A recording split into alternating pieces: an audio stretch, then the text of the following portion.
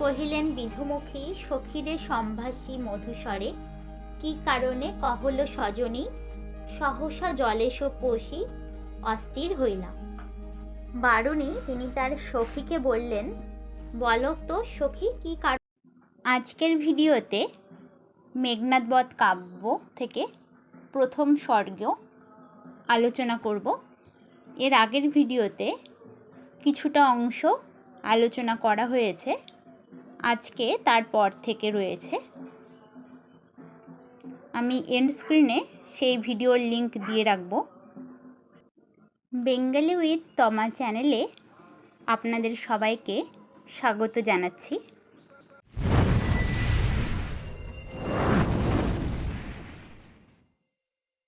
আপনাদের যদি কোনো বিষয় নিয়ে ভিডিও দাবি থাকে আমার ভিডিওতে কমেন্ট করে জানাবেন।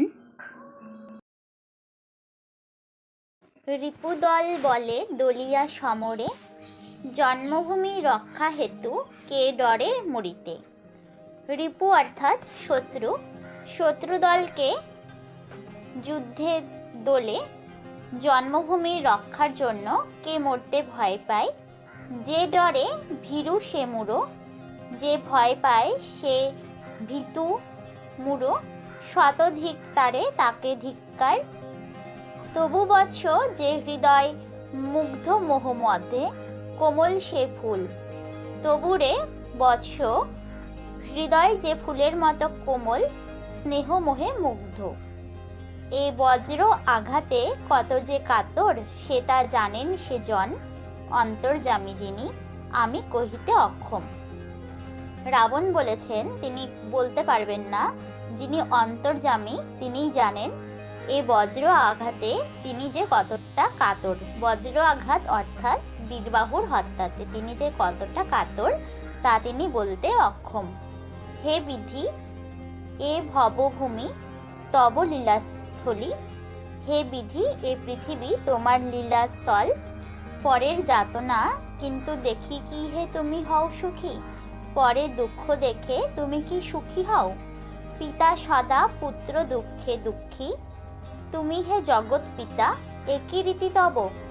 তুমি তো জগতের পিতা, একজন পিতা তার পুত্র দুঃখে দুঃখী, তোমার এ কেমন রীতি।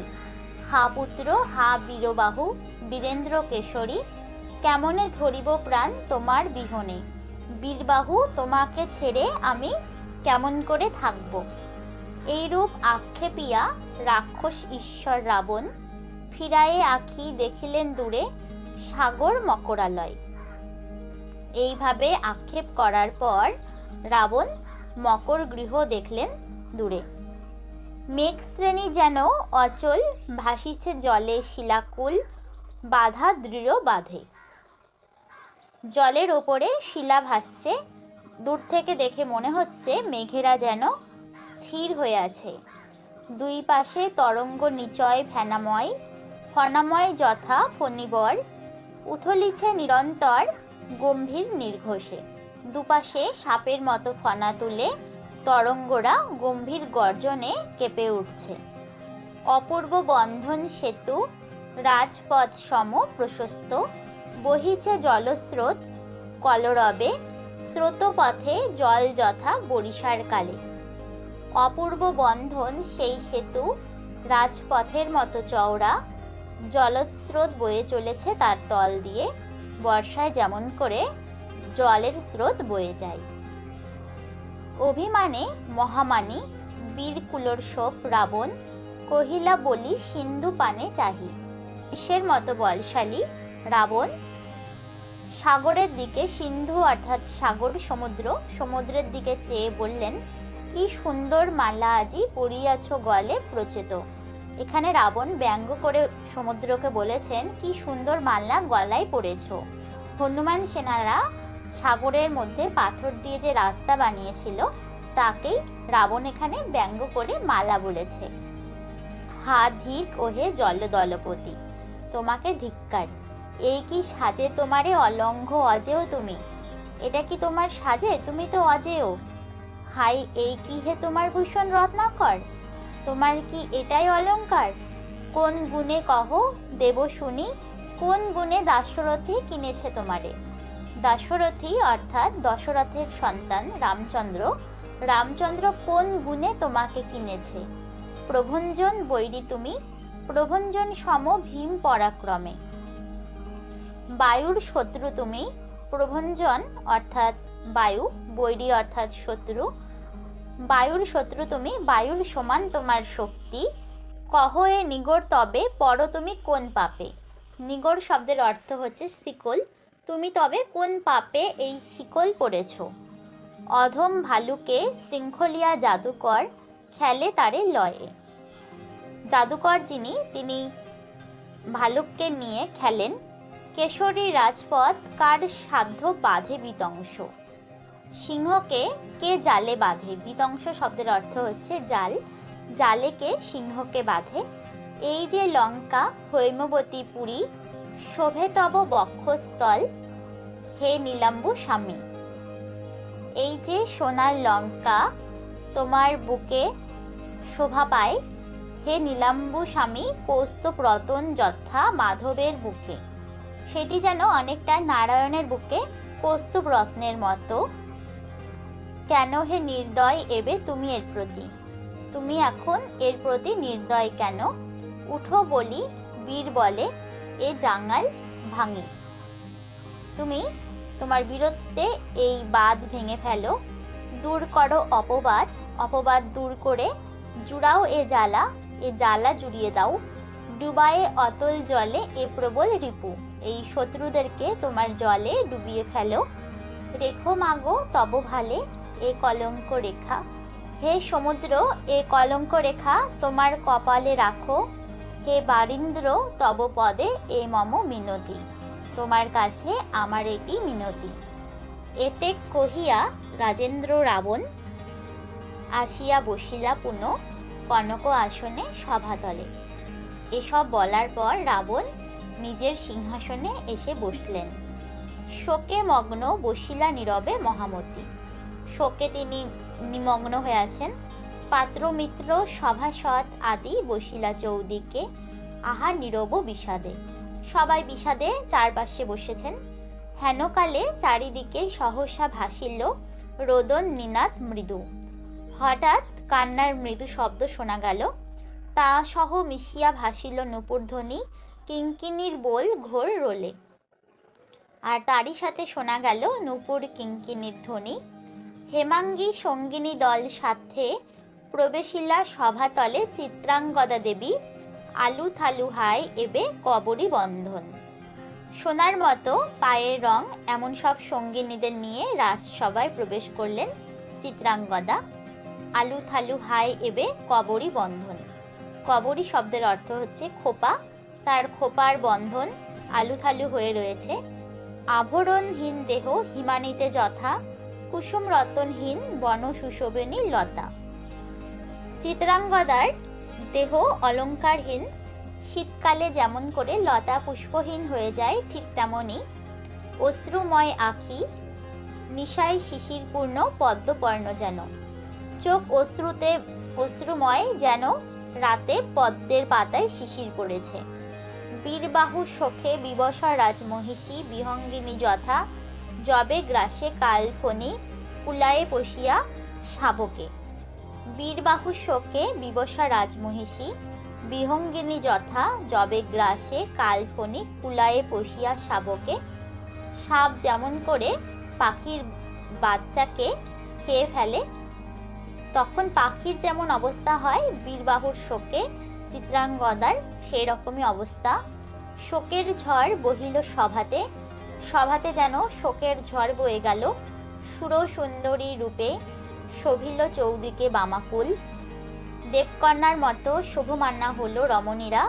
মুক্তকেশ মেঘমালা, ঘন নিঃশ্বাস প্রলয় বায়ু, অশ্রুবাড়ি ধারা আষাঢ়, জিমুত মন্দ্র হাহাকার রব।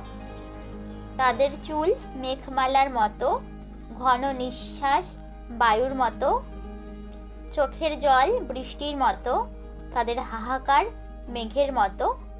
চমকিলা লঙ্কাপতি কনক আসনে। লঙ্কাপতি রাবণ চমকে উঠলেন। ফেলিল চামর দূরে তিতি নেত্র নীরে কিঙ্করী। কাঁদিল ফেলি ছত্র ছত্রধর, ক্ষোভে রোষে দৌবারিক নিষ্কৌশিলা অসি ভীমরূপী, পাত্র মিত্র সভাসদ যত, অধীর কাঁদিলা সবে ঘোর কোলাহলে। চোখের জলে ভিজে পরিচারিকারা তাদের হাতের চামড় ফেলে দিল। ছত্রধর তার ছত্র ফেলে দিয়ে কাঁদতে লাগলো। রেগে গিয়ে দারোয়ানরা খাপ থেকে তরবারি বের করলো। সবাই ধৈর্য হারিয়ে কোলাহল করে কাঁদতে লাগলো। কতক্ষণে মৃদু স্বরে কহিলা মহিষী চিত্রাঙ্গদা। কিছুক্ষণ পর চিত্রাঙ্গদা মৃদু স্বরে বললেন, চাহি সতী রাবণের পানে। রাবণের দিকে চেয়ে, একটি রতন মোড়ে দিয়াছিল বিধি কৃপাময়। বিধাতা আমাকে একটি রত্ন দিয়েছিল, দিনও আমি থুয়েছিনু তারে রক্ষা হেতু তব কাছে। তাকে রক্ষার জন্য আমি তোমার কাছে রেখেছিলাম। রক্ষকুলমণি তরুর কোঠরে রাখে শাবকে যেমতি পাখি। পাখি যেমন করে তার শাবককে তাদের কোঠরে রাখে, ঠিক একইভাবে রেখেছিল। কহ কোথা তুমি রেখেছ তাহারে লঙ্কানাথ। লঙ্কানাথ, তুমি বলো তাকে তুমি কোথায় রেখেছ? কোথা মম অমূল্য রতন, আমার সেই অমূল্য রতন কোথায়? দরিদ্র ধনরক্ষণ রাজধর্ম, তুমি রাজকুলেশ্বর, কহ কেমনে রেখেছ কাঙ্গালিনী আমি, রাজা আমার সে ধনে। দরিদ্রের ধন রক্ষা করা রাজার কর্তব্য, তুমি রাজাদের মধ্যে শ্রেষ্ঠ, আমি কাঙ্গালিনী, তুমি বলো আমার সে ধনকে তুমি কোথায় রেখেছ? উত্তর করিলা তবে দশানন বলি। শক্তিশালী রাবণ উত্তর করল, এ বৃথা গঞ্জনা প্রিয়ে কেন দেহ মোরে? প্রিয়ে, তুমি আমাকে বৃথা কেন দোষারোপ করছো? গ্রহ দোষে দোষী জনে কে নিন্দে সুন্দরী। গ্রহের দোষে যার দোষ, সেই ব্যক্তিকে কে নিন্দা করে? হাই বিধি বশে দেবী, সহিয়ে যাতনা আমি এ যন্ত্রণা সহ্য করছি। বীরপুত্র ধাত্রী এ কনকপুরী, দেখো বীরশূন্য এবে। নিধাগে যেমতি ফুল শূন্য বনস্থলী, জল শূন্য নদী। যে সোনার লঙ্কায় কত বীরপুত্র ছিল, সেই সোনার লঙ্কা এখন বীরশূন্য। যেমন গরমকালে বনের ফুল, নদীর জল শুকিয়ে যায়, বড় যে সজারু পশি, বারুইর যথা ছিন্ন ভিন্ন করে তারে। দশরথ আত্মজ মজাইছে লঙ্কা মোর। পানের মাচায় সজারু প্রবেশ করে পান যেমন ছিন্ন ভিন্ন করে দেয়, তেমনি রামচন্দ্র আমার লঙ্কাকে বিনষ্ট করে দিচ্ছে। আপনি জলধি পড়েন শৃঙ্খল পায়ে তার অনুরোধে। সাগর তার অনুরোধে পায়ে শৃঙ্খল পড়েছে। এক পুত্র শোকে তুমি আকুলা ললনে, শত পুত্র শোকে বুক আমার ফাটিছে দিবানিশি। হে রমণী, ললনে অর্থাৎ রমণী, তুমি এক পুত্র শোকে আকুল হয়ে পড়েছ, আমার এদিকে শত পুত্র শোকে বুক ফেটে যাচ্ছে। হাই দেবী, যথা বনে বায়ু প্রবল শিমুল শিম্বি ফুটাইলে বলে উড়ি যায় তুলা রাশি। এ বিপুল কুলশেখর রাক্ষস যত, পড়িছে তেমতি এ কাল সমরে। বায়ুর আঘাতে শিমুল ফুল ফেটে তার ভেতরে তুলারাশি যেমন ছড়িয়ে পড়ে, তেমনি এই রাক্ষস কুলের প্রধানেরা এই কাল যুদ্ধে মারা যাচ্ছে। বিধি প্রসারিচ্ছে বাহু বিনাশিতে লঙ্কা মম কহিনু তোমারে। বিধি হাত বাড়িয়েছেন আমার এই লঙ্কাকে ধ্বংস করার জন্য। নীরবিলা রক্ষনাথ, শোকে অধমুখে বিধুমুখী চিত্রাঙ্গদা, গন্ধর্ব নন্দিনী। রাবণ চুপ করলেন। চিত্রাঙ্গদা শোকে মাথা নিচু করে থাকলো। গন্ধর্ব নন্দিনী কাঁদিলা বিহলা আহা শরীপুত্র বরে। গন্ধর্ব কন্যা চন্দ্রমুখী চিত্রাঙ্গদা পুত্রকে স্মরণ করে কাঁদতে লাগলেন। কহিতে লাগিলা পুনঃ দাশরথী ওরি। দাশরথী অর্থাৎ রামচন্দ্র, ওরি শব্দের অর্থ শত্রু। রামচন্দ্রের শত্রু রাবণ বলতে লাগলেন, এ বিলাপ কভু দেবী সাজে কি তোমারে? দেবী, এ বিলাপ কি তোমার করা উচিত? দেশ বৈরী নাসি রণে পুত্র বর্তব, গেছে চলি স্বর্গপুরে। তোমার পুত্র দেশের শত্রুকে নাশ করে যুদ্ধে মারা গিয়ে স্বর্গে চলে গিয়েছে। বীর মাতা তুমি, বীর কর্মে হতপুত্র হেতু কি উচিত ক্রন্দন? তুমি বীরের মা, বীরের কাজে মারা যাওয়া তোমার পুত্র, সেজন্য কি তোমার কাঁদা উচিত? এ বংশ মম উজ্জ্বল হে আজি, তব পুত্র পরাক্রমে। তোমার এই বংশ আজকে উজ্জ্বল হয়েছে তোমার পুত্রের বিক্রমে। তবে কেন তুমি কাঁদো ইন্দু নিভাননে, তৃতীয় অশ্রু নেড়ে? তবে তুমি চন্দ্রবদনা, তুমি কেন অশ্রু জলে ভিজে কেঁদে যাচ্ছ? উত্তর করিলা তবে চারু নেত্রা দেবী চিত্রাঙ্গদা। দেবী চিত্রাঙ্গদা তখন উত্তর করেছেন, দেশবৈরী নাশে যে সমরে, শুভক্ষণে জন্ম তার, ধন্য বলে মানি হেন বীর প্রসূনে প্রসূ ভাগ্যবতী। যুদ্ধে যে দেশের শত্রুকে মেরেছে, শুভক্ষণে তার জন্ম, সেই বীরকে জন্ম দিয়েছি বলে ভাগ্যবতী মাতা হিসেবে আমি নিজেকে মনে করি। কিন্তু ভেবে দেখো নাথ, কোথা লঙ্কা তব? কিন্তু স্বামী ভেবে দেখো, কোথায় তোমার লঙ্কা? কোথা সে অযোধ্যাপুরী? আর কোথায় সে অযোধ্যাপুরী? কিসের কারণে, কোন লোভে কহ রাজা এসেছে দেশের রাঘব? কিসের কারণে রামচন্দ্র আমাদের এই দেশে এসেছে? এই স্বর্ণ লঙ্কা দেবেন্দ্র বাঞ্ছিত অতুল ভবমণ্ডলে, ইহার চৌদিকে রঞ্জত প্রাচীর সম শোভেন জলধি। এই সোনার লঙ্কা যেটা দেবরাজ ইন্দ্রের কাম্য, পৃথিবীতে যেটি অতুলনীয়, যার চারধারে প্রাচীরের মতো রয়েছে সমুদ্র। শুনেছি সূর্য তীরে বসতি তাহার ক্ষুদ্র নর, সে ক্ষুদ্র মানবের বাস শুনেছি সূর্য নদীর তীরে। তব হৈম সিংহাসন আসে জুঝেছে কে দাশরথী? তোমার এই সোনার সিংহাসনের আশায় কি এই রামচন্দ্র এসেছে? বামন হইয়া কে চাহে ধরিতে চাঁদে, বামন হয়ে কে চাঁদ ধরতে চায়? তবে দেশ রিপু কেন তারে বলো বলি, তাহলে তাকে দেশের শত্রু কেন বলো? কাকোদর সদা নম্রশীর, কিন্তু তারে প্রহারয়ে যদি কেহ, ঊর্ধ্ব ফনা ফণি দংশে প্রহারকে। সাপ সব সময় মাথা নিচু করে চলে যায়, কিন্তু কেউ যদি তাকে প্রহার করে তবে সে ফনা তুলে সেই প্রহারকারীকে দংশন করে। কে কহ এ কাল অগ্নি জ্বালিয়েছে আজি লঙ্কাপুরে? বলো লঙ্কায় কে এই কাল অগ্নি জ্বালিয়েছে?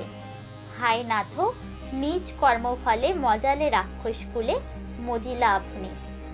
হাই স্বামী, নিজের কর্মফলে তুমি রাক্ষস বংশকে নষ্ট করেছ, নিজেও নষ্ট হয়েছ। এতে কহিয়া বীরবাহুর জননী চিত্রাঙ্গদা কাদি সঙ্গে সঙ্গীদল লয়ে প্রবেশিলা অন্তঃপুরে। এসব বলে বীরবাহুর মা জননী তার সঙ্গীদেরকে নিয়ে অন্তঃপুরে প্রবেশ করলেন। শোকে অভিমানে ত্যাজি সুকনক আসন, উঠিলা গর্জিয়া রাঘবরী। শোকে অভিমান করে সোনার আসন ত্যাগ করে রামের শত্রু রাবণ গর্জন করে উঠলেন, এতদিনে কহিলা ভূপতি বীর শূন্য লঙ্কা মম, এ কাল সমরে আর পাঠাইব কারে? এতদিনে আমার লঙ্কা বীর শূন্য, এবার এই যুদ্ধে কাকে আর পাঠাবো? কে আর রাখিবে রাক্ষস কুলের মান? যাইব আমি। কে রাখবে রাক্ষস কুলের মান? আমি নিজেই যাব। সাজো হে বীরেন্দ্র বৃন্দ লঙ্কার ভূষণ, বীর শ্রেষ্ঠরা তোমরা সেজে ওঠো, দেখিব কি গুণ ধরে রঘুকুলমণি। দেখব রামচন্দ্রের কি গুণ আছে, অরাবণ অরাম যা হবে ভব আজি। পৃথিবী রাবণহীন নয়তো রামচন্দ্রহীন হবে। এতে কহিলা যদি নিকষা নন্দন সুরসিংহ, সভাতলে বাজিল দুন্ধুবি গম্ভীর জিমুত মন্দ্রে। নিকষা পুত্র রাবণ এ কথা বললে মেঘ গর্জনের শব্দে সভায় দুন্ধুবি বেজে উঠল। সে ভৈরব রবে সাজিল কর্বুর বৃন্দ, বীর মদে মাতি দেব দৈত্য নরত্রাস। সেই ভয়ঙ্কর শব্দে দেব দৈত্য নরের পক্ষে ভীতিকর রাক্ষসেরা মেতে উঠল। বাহিরিল বেগে বাড়ি হতে, বাড়ির স্রোত সম পরাক্রমে দুর্বার। বারণ যুথ মন্দুরা ত্যাজিয়া বাজি রাজি, বক্রগ্রীব চিবাইয়া রোষে মুখোশ। হস্তিশালা থেকে হাতিরা বেরিয়ে এলো, অশ্বশালা থেকে অশ্বেরা আইল ররে রথ স্বর্ণচূড় বিভার পুরিয়া পুরী। সারা পুরীতে আলো ছড়িয়ে এলো স্বর্ণধ্বজা রথ। পদাতিক ব্রজ কনক শিরঙ্ক শিরে ভাস্বর বিধানে অশীবর। পৃষ্ঠে চর্ম অভেদ্য সমরে হস্তে শূল শালবৃক্ষ অভ্রভেদী যথা। আয়সী আবৃত দেহ আইলো কাতারে। মাথায় সোনার শিরস্ত্রাণ, কোমরে তরবারি, পিঠে ঢাল আর গগনভেদী শালবৃক্ষের মতো বড় শূল নিয়ে পদাতিকরা এলো বিপুল সংখ্যায়। তাদের দেহ লোহার কবচে ঢাকা। আইলো নিষাদি যথা মেঘ বরাসনে বজ্রবাণী। সাদি যথা অশ্বিনী কুমার ধরি ভীমাকায় ভিন্দিপার। বিশ্বনাশী পরশু উঠিল আভা আকাশ মণ্ডলে যথা বনস্থলে যবে বসে দাবানল। গজারোহী সৈন্যরা এলো যেন মেঘের আসনে। ব্রজ নিক্ষেপী ইন্দ্র অশ্বিনী কুমারের মতো এলো অশ্ব আরোহীরা। তাদের হাতে বর্ষা পরশু যাদের দীপ্তি আকাশে ছড়িয়ে পড়ল। মনে হলো অরণ্যে যেন আগুন লেগেছে। রক্ষকুল ধ্বজ ধরি ধ্বজধর বলি মেলিলা কেতনবর। রতনে খচিত বিস্তারিয়া পাখা যেন উড়িলা গরুর অম্বরে। শক্তিশালী ধ্বজাধারী রক্ষকুলের ধ্বজা নিয়ে পতাকা উড়িয়ে দিল। সেই পতাকা আকাশে উঠতে লাগলো অনেকটা যেন গরুরের মতো। গম্ভীর রোলে বাজিল চৌদুকে রণবাদ্য। হয় বুঝ হেসিল উল্লাসে গরজিল গজ শঙ্খ নাদিল ভৈরবে। গম্ভীর শব্দে চারদিকে রণবাদ্য বেজে উঠল। ঘোড়ারা আওয়াজ করে উঠল, হাতিরা গর্জন করে উঠল, শঙ্খ বেজে উঠল ভীষণ শব্দে। কোদণ্ড টঙ্কার সহ অশির ঝঞ্ঝনি রোধিল শ্রবণপথ মহাকোলাহলে। ধনুকের ছিলার টঙ্কার আর তরবারির ঝঞ্ঝনির মহাশব্দ মিশে আওয়াজ হতে লাগলো। টলিল কনক লঙ্কা বীরপদ ভরে গর্জিলা বারিশ রোষে। বীরদের পদক্ষেপে স্বর্ণলঙ্কা টলে উঠল, সমুদ্রে আলোড়ন উঠল। যথা জলতলে কনক পঙ্কজ বনে প্রবাল আসনে বারুণী রূপসী বসি মুক্তা ফল দিয়া কবরী বাঁধিতেছিলা। বসিল সে স্থলে আরাব চমকি সতী চাহিলা চৌদিকে। জলের তলায় স্বর্ণপদ্মবনে জল দেবতা বরুণের পত্নী বারুণী মুক্ত দিয়ে খোপা বাঁধছিলেন। সমুদ্রের যে আলোড়ন উঠেছিল সেটি প্রবেশ করলে তিনি চারদিকে চাইলেন। কহিলেন বিধুমুখী সখীরে সম্ভাষী মধুস্বরে। কি কারণে কহল সজনী সহসা জলেশ পশি অস্থির হইলাম। বারুণী তিনি তার সখীকে বললেন, বলো তো সখী, কি কারণে জলদেবতা হঠাৎ অস্থির হয়ে উঠলেন? দেখো থরথর করি কাঁপে মুক্তাময়ী গৃহচূড়া। দেখো আমার মুক্তাময় গৃহচূড়া থরথর করে কাঁপছে। পুণ্য বুঝি দুষ্ট বায়ুকুল জুঝিতে তরঙ্গচয় সঙ্গে দিলা দেখা। দুষ্ট বায়ুরা বুঝি আবার ঢেউয়ের সঙ্গে যুদ্ধ করছে। ধিক দেব প্রভঞ্জনে কেমনে ভুলিলা আপন প্রতিজ্ঞা। সখী এত অল্প দিনে বায়ুপতি, বায়ুদেবতাকে ধিক, তিনি এই অল্প সময়ের মধ্যে নিজের শপথ কি করে ভুলে গেলেন? দেবেন্দ্রের সভায় তাহারে স্বাধীন সেদিন আমি বাঁধিতে শৃঙ্খলে বায়ুবৃন্দে কারাগারে রোধিতে সবারে। সেদিন আমি ইন্দ্রের সভায় তাকে অনুরোধ করলাম বায়ুদেরকে শেকলে বেঁধে কারাগারে বন্দি করে রাখতে। হাসিয়া কহিলা দেব অনুমতি দেহ জলেশ্বরী। তরঙ্গিনী বিমল সলিলা আছে যত ভবতলে কিঙ্করি তোমারি। তা সবার সহ আমি বিহারী সতত, তাহলে পালিব আজ্ঞা। তখনই সজনী সায় তাহে দিনু আমি। তিনি হেসে অনুরোধ করলেন, হে জলদেবী অনুমতি দাও। পৃথিবীতে তোমার পরিচারিকা যত নদী আছে তাদের সঙ্গে আমি বিহার করব, তবে আমি তোমার অনুরোধ রাখব। তখনই আমি তাকে সম্মতি দিয়েছিলাম। তবে কেন আজি আইলা পবন মোড়ে দিতে যাত না? তবে আজ কেন পবন আমাকে এই যন্ত্রণা দিতে আসলেন? উত্তর করিলা সখী কল কল রবে। কল কল ধ্বনিতে সখী উত্তর দিলেন, বৃথাগঞ্জ প্রভঞ্জনে বারীন্দ্র মহিষী তুমি। হে সমুদ্র পত্নী, তুমি বায়ুকে বৃথাই গঞ্জনা করছো। এ তো ঝড় নহে, কিন্তু ঝড়াকারে সাজিছে রাবণ রাজা স্বর্ণ লঙ্কা ধামে। লাঘবিতে রাঘবের বীর গর্বরণে। এ তো ঝড় নয়, ঝড়ের মতো করেই রাবণ লঙ্কায় রামচন্দ্রকে নাশ করার জন্য তৈরি হচ্ছেন। কহিলা বারুণী পুন সত্যলো সজনী, বৈদেহীর হেতু রাম রাবণে বিগ্রহ। সত্যি হে সখী, সীতার জন্যই রাম রাবণের এই যুদ্ধ। রক্ষকুল রাজলক্ষ্মী মম প্রিয়তমা সখী। রক্ষকুলে রাজলক্ষ্মী তুমি আমার প্রিয় সখী। যাও শীঘ্র তুমি তাহার সদনে, শুনিতে লালসা মোর রণের বারতা। রক্ষকুলে রাজলক্ষ্মী যিনি, তিনি আমার সখী, তুমি তার কাছে যাও, যুদ্ধের খবর শুনতে আমার ইচ্ছে করছে। এই স্বর্ণ কমলটি দিও কমলারে। কমলা অর্থাৎ লক্ষ্মী। লঙ্কাপুরীতে যে লক্ষ্মী, তাকে তুমি এই পদ্ম ফুলটি দিও। কহিও, যেখানে তার রাঙা পা দুখানি রাখিতেন শশীমুখী বসি পদ্ম আসনে, সেখানে ফোটে ফুল যে অবধি তিনি আধারি জলদি গৃহ গিয়াছেন গৃহে। বলো, যেখানে তিনি তার রাঙা পা দুটো পদ্মের উপর রেখে বসতেন, এই সমুদ্র গৃহ আধার করে চলে যাওয়ার পরে সেখানে এই ফুলটি ফুটেছে। উঠিলা মুরলা সখী বারুণী আদেশে, জলতল ত্যাজ যথা উঠয়ে চট্টুলা। উঠিলা মুরলী সখী বারুণী আদেশে, জলতল ত্যাজি যথা উঠয়ে চট্টুলা সফরি। দেখাতে ধ্বনি রজকান্তি ছটা, বিভ্রম বিভাব সুরে। বারুণীর সখী মুরলা বারুণীর আদেশে জলতল ছেড়ে ওঠে, যেমন করে চটুল পুঁটি মাছ নিজের রূপলি রং সূর্যকে দেখাতে ওঠে। উত্তরিলা দুটি যথায় কমল আলোয়ে, কমল আসনে বসেন কমলময়ী কেশব বাসনা লঙ্কাপুরে। লক্ষ্মী গৃহে যেখানে পদ্ম ফুলের উপর লক্ষ্মী বসে আছেন, সেখানে পৌঁছলেন।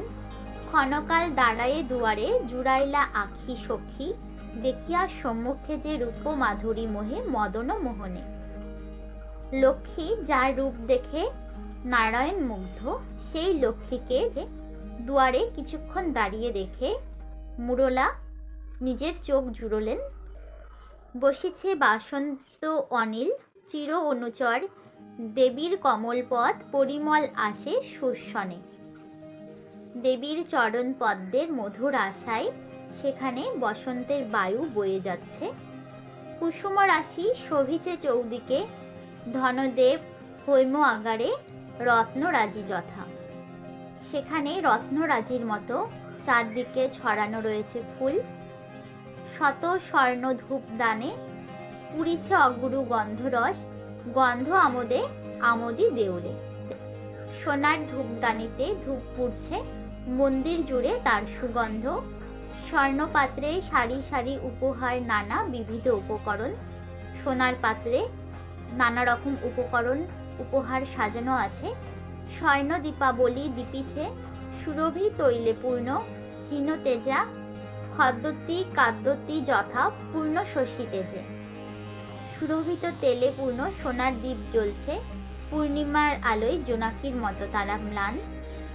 ফিরায়ে বদন ইন্দু বদনা ইন্দিরা, বসেন বিষাদে দেবী বসেন যেমতি।